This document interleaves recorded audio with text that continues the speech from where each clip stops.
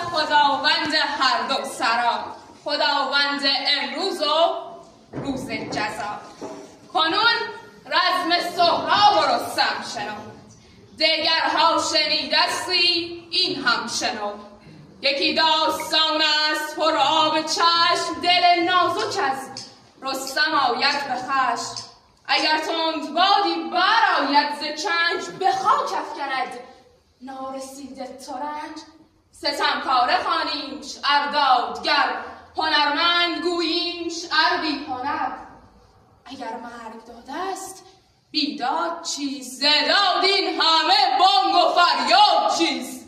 از این راز جان تو آگاه نیست، بدین پرده اندر تو را راه نیست.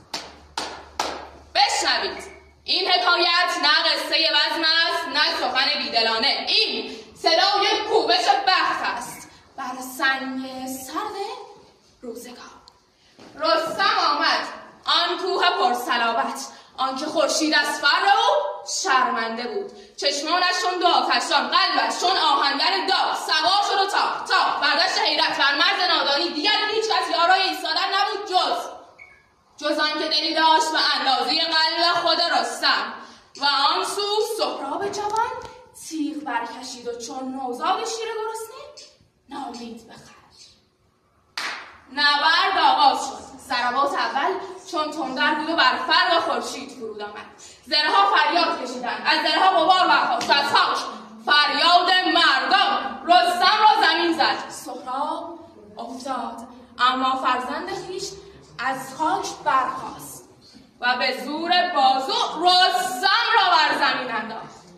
رستم شرمگین شد، اما نه از شکست که از دست تقدیر.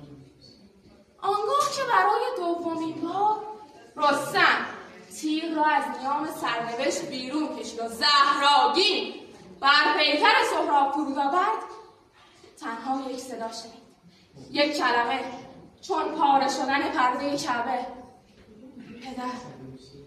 رستم خیره ماند، جهان از حرکت ایستاد. آن شیر بیباک زانو زد بر خاک مرگ. شمشیر افتاد، پهلوانی شکست، نه از زخم تیر که از زخمش شناخت. رستم فرزند را در آغوش کشید و فریاد زد: وای بر من! آه ای مردمان که از این قصه جز آه نماند. آنکه با قدرت جهان نمی جنگید با سرنوشت خود در افتاد.